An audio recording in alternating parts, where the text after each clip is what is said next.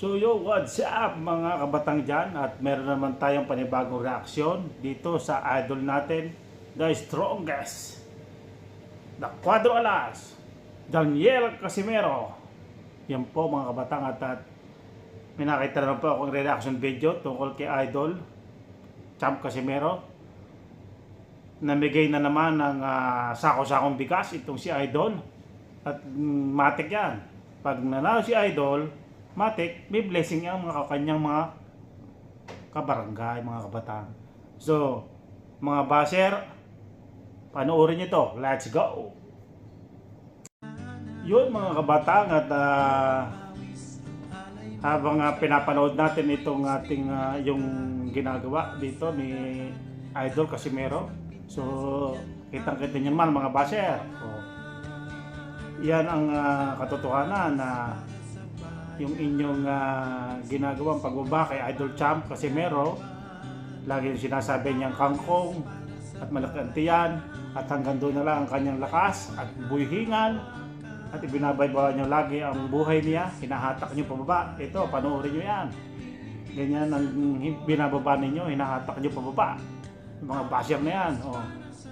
Yung mga natalo diyan sa pustahan kay Saul Sanchez, mga kabatang, ay I'm sure na yung binibiling bigas na yan ay panalo lang ni Idol Champ Casimero.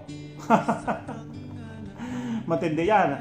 So yung mga natalo diyang mga basher diyan kay Idol Casimero na walang tiwala sa ating Idol Champ, yan na, binibili na ng bigas yung ating yung inyong mga pera na pinusta nyo kay Saul Sanchez. Di ba? Yan ang maganda.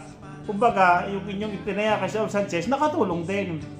Nakatulong din nyo. Yan, ang ginawa ni Idol Champ, ibinili na ng mga bigas, mga noodles, mga canned goods, mga kape. Di ba?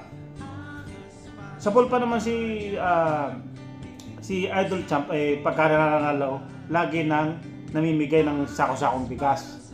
Doon pa man yan. Kaya yan ay tatatak sa kanyang kabarangay at talagang masasaluduhan mo yan. Diyan si Idol Champ Casimero. Meron ba doon sa kabila? Meron ba doon sa kabila? Doon sa MP Promotion? Meron din ba namimigay ng bigas dyan, mga kabatang? Doon sa kabila na lagi nang meron doon isang baser na lagi nang sinasamahan ng baser na yon na gusto lang ipaglabanan si Idol Champ Casimero doon sa mga MP Promotion na 1 milyon doon lang ang pustahan. Ang hina naman ang pustahan. So yun mga kabatang, meron bang ganyan namimigay sa MP Promotion yung mga boksingero diyan na kinakalabas si Idol Champ? Meron bang ganyan kayo namimigay ng bigas sa mga kabarangay? Ano masasabi niyo mga baser? Di ba? Ang sakit niya sa mata. Yung hinihila niya pa ba pero tulong na tulong sa mga tao. Kaya pag ang isang tao ay tumutulong sa kapwa-tao may hirap, itinataas yan. Pag hinihila niyo pa ba, lalong tataas yan mga kabatang. Yung mga baser na yan, walang katigil-tigil. Ngayon, naantay na yung mga laban ni Inoue at ni Idol Champ. Paghintay-hintay lang kayo. Gusto niyo lagi bilisan tapos ipamamalitan ninyo na wala laban. Siyempre wala pang laban. Ang aga pa katatapos pala ng laban. Antay-antay lang. Kasi yan, ikakasaya, promoter by promoter. Kakasayan, maghintay lang kayo. At yan, mga kabatang, kitang-kita nyo ang ginagawa ng Idol Champ Casimero. Malaking bagay yan. Isang sakong bigas, ibinaba doon sa, nakita nyo man ang bahay dyan, talagang gustong-gusto niyang tulungan yung mga mahihirap. Nag-post pa nga yan si Cuadro Alas ng kung sino pang kabarangay niya ang sobrang hirap sa buhay at dadalhan niya ng bigas. Di ba? Yung mga siguro yung mga binibiling bigas ni Idol Champ siguro ay mga panalo lang yan o sponsor lang yan ni Idol Champ Casimero. Hindi pa nagagalaw yung pinanalunan niya. Paldong-paldaw. Di ba? So yung mga baser, masakit sa mata yung ginagawa niyo niya. Masakit sa mata pag nakita niyo yung mga ganyang yung hinihila niyo pa ba ganyan nangyayari. Matagal na yung ganyang ginagawa ni Idol Champ Casimero kaya pinagpapala at binibless ni Lord, gawa nga ng sobrang kabaitan niya sa mga tao. O, ganyan. Pag binigyan siya ng blessing, matik, may mga kabarangay, meron na ding blessing, matik yan mga kabatang. Matik na matik. O, di ba? Ganyan lang eh. Tapos gagawa na naman ng mga kung ano-ano mga basher na ganyan. Tuwan-tuwa sila pagka wala mga laban yung si Idol Champ. Ay okay lang, wala pang laban. Antay-antay lang tayo mga kabatang. Hindi naman porket yun katatapos ng laban, may laban uli. Sadyang ganyan. Hintay lang tayo.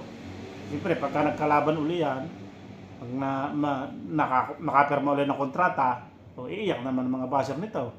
At matutuwa na naman yung mga idol nating mga kababayan na pag nanalo naman si Idol Champ Casimero, mabibigyan na naman ng blessing yan. O, di ba? Mamimigay na naman ng sako-sakong bigas yan. Nakita ko nga sa short video mga kapatang, yung ni Cuadro Alas, talagang daming bigas noon. Nasa may kamalig nila, pinapatas, mga tropa nila. Grabe daming bigas, mga 50 kilo isa noon, isang sako. Pamimigay lang yun. Oh. Bukod pa yung malapit-lapit na yung Pasko mo, makapamasko pa din yan kay Idol Champ Casimero. Yun lang naman eh. So yan mga kabatang, yun ang reaction video ko. Talagang hindi matapos-tapos ang blessing kay Idol Champ at pagka nabigyan talaga ng blessing, siya naman ang mamimigay. Talagang wala akong masabi. Talagang pinagkaloob sa kanya ng Panginoon na manalo dahil pagka pinagkaloob siya ng Panginoon na manalo siya, mamimigay din siya ng blessing. So yun, hanggang dito na lang ang reaction video ko. So ano masasabi niyo mga baser? Comment down below.